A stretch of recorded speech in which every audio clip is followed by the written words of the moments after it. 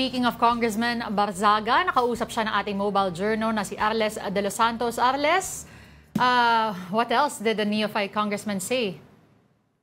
Magandang tanghali, Lord at Dennis. No? Nako, mula kagabi ay hinihintay na nga natin na magbigay ng pahayag itong si Cavite 4th District Representative Kiko Barzaga patungkol nga sa mga naging pahayag at press conference ni Deputy Speaker Ronaldo Puno sa plano nga nito na magsampa ng ethics complaint laban sa kongresista. Sa ating panayam kay Kiko Barzaga ngayon lamang ay kanya naman binigyang linaw ang ilan sa mga punto na sinabi ni Deputy Speaker Puno, pero kasama na dyan, unahin na natin yung isa sa mga sensitibong topic na ayon sa kanya, ang medical records daw are purely confidential. At hindi daw siya maglalabas ng anumang medical records dahil ito daw ay pribado, no? At yung pagkukwestiyon daw sa anuman na kalagayan ng mental ng isang tao ay dapat maging isang pribadong usapin, no?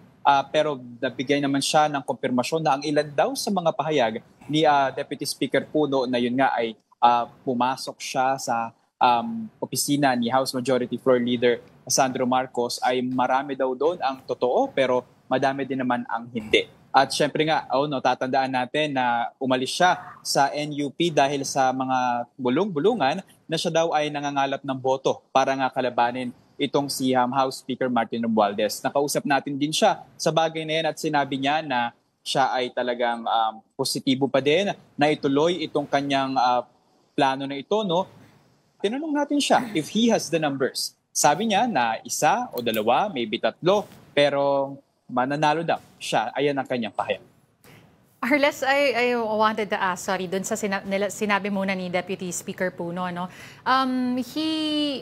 For a number of times, he said unwell. May iba pa bang reaction doon?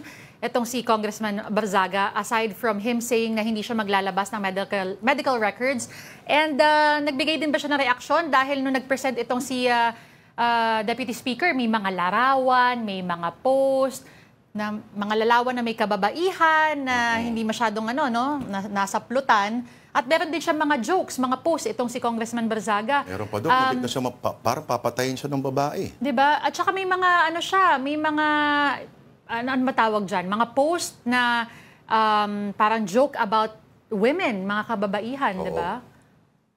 Actually, Denise, ay ang mga post na yan patungkol sa kababaihan, ang isa sa mga talagang maaari nating sabihin na kinapikon ni House Deputy Speaker Puno dahil hindi raw marapat na ganito ang maging tingin sa kababaihan na parang yun nga, nasa sexualize. Pero mahalaga din natin tignan na ilan sa mga post na ipinakita ni DS Puno kahapon ay mga post na inilabas ni Barzaga 2 years ago or 3. May ilan doon na 2022 or 2023. Kaya ayon kay Barzaga, hindi raw siya dapat na maparusahan sa mga bagay na kanyang ipinost bago siya mag-assume ng office bilang kongresista ng Cavite 4th District. Pero naiintindihan naman daw niya kung saan nanggagaling itong si Puno at sinabi nga na bilang ito ay isang kaibigan ng kanyang ama, si PD Barzaga nga na isa sa mga founding members ng NUP, ay nire-respeto naman daw niya ang mga naging payag ni Puno at he's hoping na maresolba nga ito sa mapayapang pamamaraan at anuman daw ang maging hatol o magiging desisyon